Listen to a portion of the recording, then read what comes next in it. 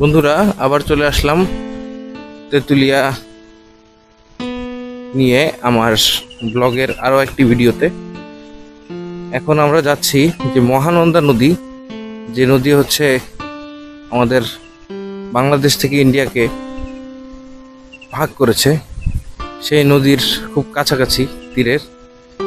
একটু আগে প্রথম যে ভিডিওটা করছিলাম ওই ভিডিওতে মহানন্দা নদীর তীরে লেখা ছিল যে তীরে যাওয়া নিষেধ।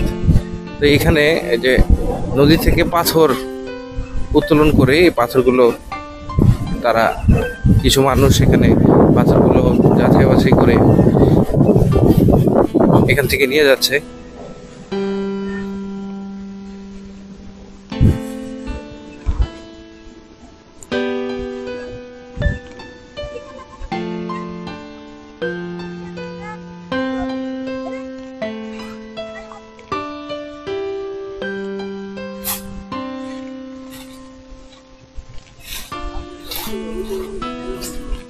এই হচ্ছে মহানন্দা নদী। ওই জায়গাটাতে বেশ বালুচর জাগছে, এই পাশটাতে একটু পানি আসছে। এখানে মনে হয় একটা বাঁধ দেওয়া হয়েছে। এই বাঁধটা কি ইয়ার জন্য, মানে পাথর সংগ্রহ করার জন্য?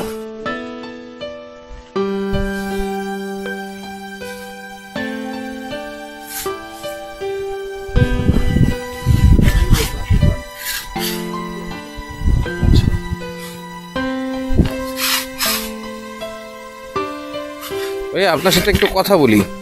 এই পাথরগুলো কি এই নদী থেকেই তুলছেন? এই বাঁধটা কি এই পাথর তোলার জন্যই দেওয়া? আচ্ছা আচ্ছা। তো এই পাথরগুলো হচ্ছে যে সাধারণত কি কাজে ব্যবহার হয়? ওই ভিটি বালু হিসাবে? আচ্ছা আচ্ছা। ওই বিল্ডিং এর হচ্ছে বেসমেন্টে দেয় না? আচ্ছা আচ্ছা।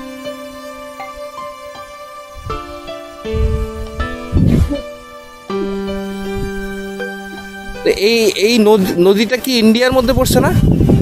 আচ্ছা। ও এইটা পুরো ইন্ডিয়া। ওই যে ভাইয়াটা যে ওইখানে মাছ ধরতেছে, ও পাথর চালতেছে, তো উনি কি বাংলাদেশি না ইন্ডিয়ান? ও এই বর্ডার গার্ড কিছু বলে না? ও আচ্ছা।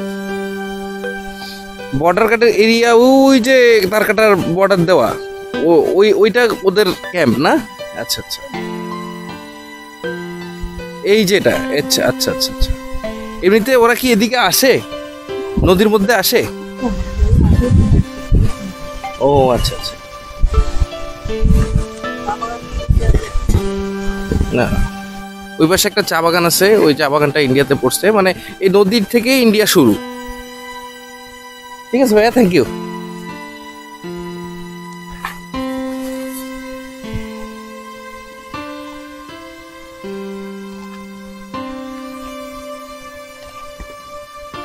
বন্ধুরা দেখতে পাচ্ছেন এই নদী এঁকে বেঁকে আসছে ইন্ডিয়া এবং বাংলাদেশের সীমান্ত।